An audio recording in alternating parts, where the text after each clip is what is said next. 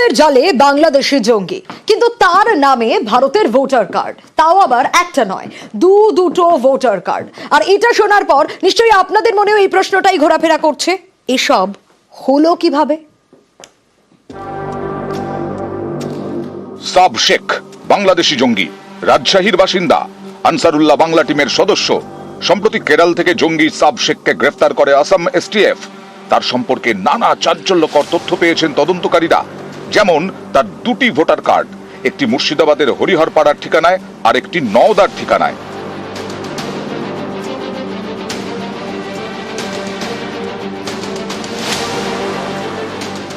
একজন জঙ্গি কিভাবে দুটো ভোটার কার্ড বানিয়ে ফেললো?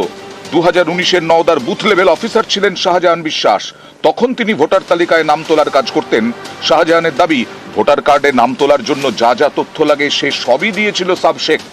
তদবির করেছিল তার পিসি তানজিলা বেওয়া। ওর পিসির বাড়ি আপনার 118, সে সময় বুথ নম্বর ছিল, পার্ট নাম্বার 118-তে ওর পিসির বাড়ি। ওর পিসির বাড়ি থাকতো 4-5 বছর থেকে। দিয়ে সেখানে আপনার ওর আগের বাড়ি ছিল হরিহরপাড়ার কোনো এক গ্রামে।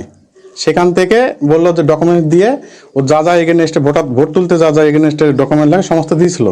সেই হিসাবে অ্যাপ্লিকেশন করেছিল।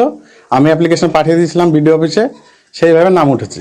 ওর পিসি বললো যে আমার ভাইপো এর নাম তুলতে হবে, আমাদের এখানে থাকবে, সেই হিসাবে নামটা তুলেছে। রেসিডেন্টাল সার্টিফিকেট এখানকার প্রদান দেয় সেটা, এবং আপনার আধার কার্ড লাগে, স্কুল সার্টিফিকেট লাগে, বার্থ সার্টিফিকেট লাগে, ছবি লাগে, সেগুলো দিয়েছিল সব। এখানে বেড়াতে এসছে তাই দেখেছি।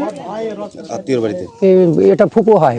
আচ্ছা, এখানে আসতো মাঝে মধ্যে? আসতো মাঝে মধ্যে, কই আগেই এসছে, তাই এদের আর কই আসে না। তারা বাংলাদেশি জঙ্গির নাম কি করে ভোটার তালিকায়, এ বিষয়ে জানতে হরিহরপাড়া ও নওদার ভিডিওর থেকে তথ্য চেয়ে পাঠিয়েছে মুর্শিদাবাদ জেলা প্রশাসন।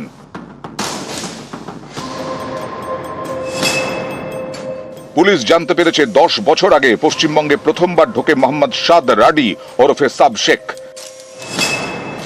থাকতে শুরু করে মুর্শিদাবাদের হরিহরপাড়ার কেদারতলায় কাকার বাড়িতে, পরে ভুয়ো নথি দেখিয়ে ভোটার কার্ড তৈরি করে।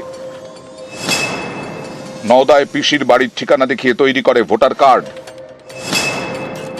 তদন্তকারীরা জানতে পেরেছেন কয়েক বছর পর ভোটার কার্ডের ঠিকানা বদল করা হয়। তখন ভোটার কার্ডে দেওয়া হয় হরিহরপাড়ার কাকার বাড়ির ঠিকানা। তদন্তকারীরা এও জানতে পেরেছেন হরিহরপাড়ায় থাকার সময় মিনারুল আব্বাসের সঙ্গে সাবের যোগাযোগ তৈরি হয়। ধীরে ধীরে ঘনিষ্ঠতা বাড়ে। একসময় এবিটি চিফের ডাকে বাংলাদেশ ফিরে যায় সাব শেখ।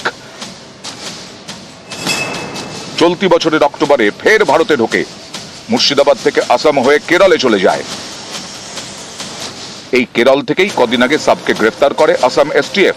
তাদের জালে ধরা পড়ে মুর্শিদাবাদের হরিহরপাড়ার বাসিন্দা আব্বাস আলী ও মিনারুল শেখও। নিউজ 18 বাংলা।